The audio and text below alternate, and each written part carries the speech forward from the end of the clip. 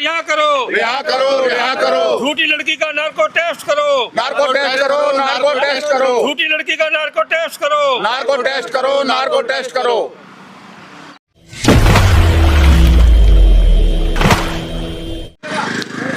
हमारा यही कहना है कि कुलदीप सेंगर जी को न्याय मिले और भारत की न्याय व्यवस्था बिल्कुल चौपट हो चुकी है। कुछ मामलों को चुनकर वो उछालती है और कुछ मामलों को दबाती है। जिस तरह से कुलदीप सेंगर जी के मामले में रातों रात सुप्रीम कोर्ट का खोला जाता है, छुट्टी के दिन, अवकाश के दिन खास पीट लगती है और एक तरफा वो फैसला लेती है कि कुलदीप सेंगर जी अभी जेल में रहेंगे। तो ये सब ठीक नहीं है और न्याय करना इन लोगों का काम नहीं है। ये न्याय करना तो राजाओं का काम है। आज क्षत्रिय लोग यहाँ पर इकट्ठे हुए हैं, बनिए, हम लोग बनिए तो हम व्यापार करते हैं और न्याय करने का काम क्षत्रियों को मिलना चाहिए और उन्हीं का काम है लोगों को न्याय देना। इन लोगों का गवर्नर लोग न्याय नहीं दे सकते हैं, ये उनका काम न्याय करना है और न्याय व्यवस्था पूरी पूरी क्षत्रियों के हाथ में आनी चाहिए। और खासतौर से अभी मध्यस्थता की मांग की जा रही है, मध्यस्थता, तो मध्यस्थता काम राजा रजवाड़ों को देना चाहिए, हमारा ये कहना है। और कुलदीप सेंगर जी ऐसे मामले को ज़्यादा उछालना ठीक नहीं है। एक आदमी 8 साल सज़ा भुगत चुका है, उसको रिहा करने में एक तरफा जब फैसला दिया है दिल्ली उच्च न्यायालय ने, तो सुप्रीम कोर्ट को इस तरह से एक तरफा फैसला देके और दबाव में आकर इस तरह का फैसला नहीं देना चाहिए। और न्याय करना, मैं फिर कहना चाहता हूं कि मध्यस्थता का काम राजा रजवाड़ा को देना चाहिए। न्याय करना इन लोगों के बस के नहीं, जो लोग सत्ता संभाले बैठे हैं। ये सारी अंग्रेजों की न्याय व्यवस्था चल रही है और यहाँ कोई ना न्याय मिल रहा है। 5 करोड़ से अधिक मुकदमे हैं, लोगों को धक्के खिलाया जा रहा है, लाखों करोड़ों लोगों को बर्बाद किया जा रहा है, लाखों करोड़ों परिवार सुप्रीम कोर्ट के चक्कर काट रहे हैं। और खासतौर से मैं दूसरी बात और कहना चाहता हूँ कि जो दुष्कर्म के मामलों को उछाला जा रहा है, चटकारे मीडिया की पहली खबर में आता है, तो ये सिर्फ इसलिए है कि वकीलों को, इन जो काम है वकीलों का काम दिला रहे हैं। और ऐसे ही प्रदूषण के नाम पर आप देख रहे हैं किस तरह से प्रदूषण का हुआ खड़ा किया जा रहा है। मैंने एक IIT रुड़की से मेटलर्जिकल इंजीनियर हूँ, मैंने जब हिसाब किताब लगा कि 400 एयर क्वालिटी इंडेक्स का मतलब क्या है, तो चावल के एक दाने के बराबर धूल के कण एक कमरे में होना, और इतना चावल, इतनी धूल तो हम लोग बिहार के लोग हैं, दूसरे लोग हैं, जब खैनी खाते हैं तो 4 फटकी उठा देकर इतनी धूल उड़ा देते हैं, किंतु इस धूल को हवा बढ़ाया जा रहा है। और सुप्रीम कोर्ट रोज सुनवाई करता है, MC मेहता जैसे CIA के एजेंट है, और ये जितना भी बलात्कार के केस को उछाला जा रहा है, इसके लिए अमेरिका की फंडिंग हो रही ताकि लोगों का ध्यान इस तरफ बटा रहे।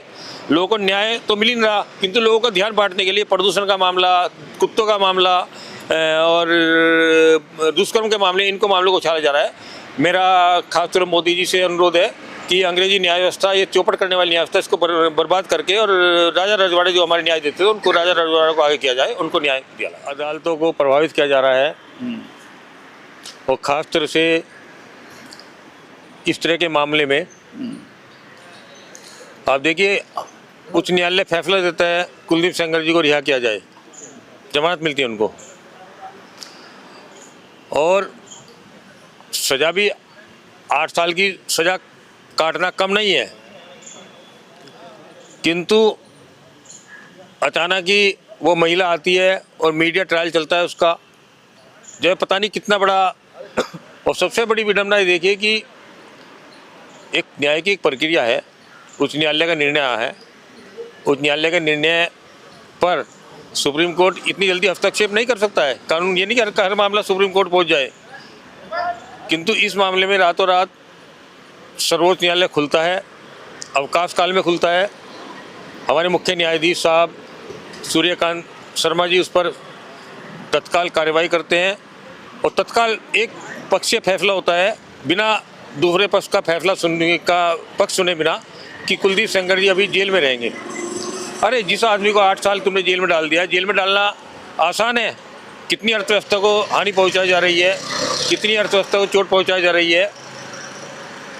जेल में सबसे ज़्यादा 376 के मुकदमे में भी लोग बंद हैं और कुछ मीडिया का एक तरह से दबाव रहता है, एक पक्षीय कार्रवाई होती है कि आतंकवादी घटनाओं को दबाया जाता है, देशद्रोह की घटना को दबाया जाता है, किंतु दुष्कर्म के मामले को बहुत ज़ोर शोर से प्रसारित किया जाता है और लाखों करोड़ों रुपए भारत सरकार का इस मामले में खर्च हो रहा है।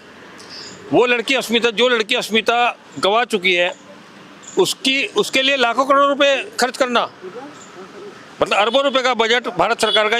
इसके अलावा यदि ये बजट उन महिलाओं के लिए लगाया जाए, मेरा ये कहना है, जो अपने बच्चे के दूध के लिए, अपने सास ससुर के पेट भरने के लिए, अपने अस्मिता को लुटवाने के लिए मजबूर हुई है, उन औरतों के पक्ष में यदि ये पैसा लगाया जाए तो देश का भला होगा। और एक ये तो कुछ ही महिलाएं हैं, वहाँ लाखों महिलाओं की अस्मिता को बचाने में सरकार सक्षम होगी।